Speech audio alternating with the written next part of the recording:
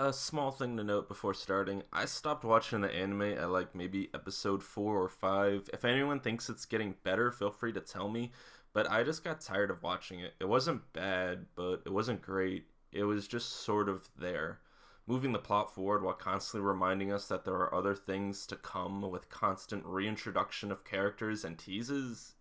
And that's all I really have to say about the anime. If we're going to review like I do with Call of the Night, then the one theme I feel would be the most used in this volume is the struggles of understanding, or just not being understood. Each chapter involves someone who doesn't know more than someone else in the situations they're in. Miko's friend doesn't see the horrifying monsters behind her. Yuria doesn't understand why Miko is afraid of her powers to see spirits, and Miko doesn't understand what the monsters, ghosts, and demons want from her. The artistry in this volume is truly top tier, and even the online cleanness doesn't do true justice to what the physical volumes do with the harsh tones of smudges and darkness in each page. The insanity of monsters and ghouls that come from this volume with the unique and scary designs are truly stunning as well as horrifying. All that aside though, probably the best thing they do in the series is Miko's facial reactions. She's got the perfect look for you to always empathize with her. From pathetic to defeated to what the fuck to horrified, she always gives the perfect reactions, especially since immediately after she has to pretend like she doesn't notice or care. We are introduced with a new character in this volume, Yuria, a short little blondie who has a similar portion of power that Miko has in seeing spirits, but not as strong. She's a great flaw to Miko's tactics of ignoring.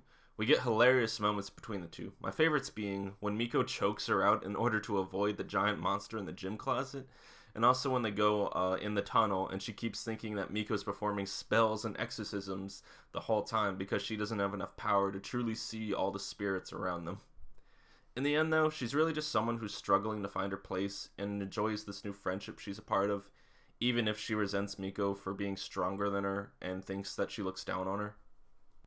She's also a good push for Miko to begin to make strides in confronting what she sees. Miko manages to help with the old lady with the cute short chapter showing that, like her father, there are spirits that are trying to help with their families even after death. As well as the usual comedic hauntings when you go shopping with her brother. There's clearly different types of ghouls and spirits, some needing help, others wanting to help, and some just wanting to cause trouble.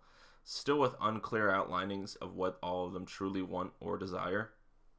I honestly wonder if maybe they'll eventually change directions in her becoming a true medium now to balance out the spirit world. Nothing true like action-y, just the fact that she has powers to be able to contact with both.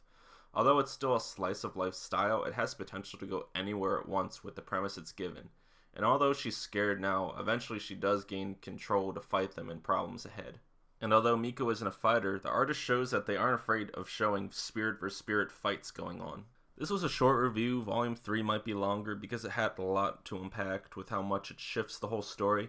I also want to do a live reading of Mieruko-Chan Volume 4 next week. I almost started reading, but after the first page, I knew I was going to love it, so I wanted to save it for something special. Then review it later like I did with Call of the Night Volume 4.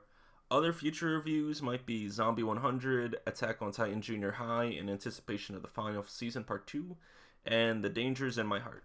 Anyway, thanks for watching, and go read a book.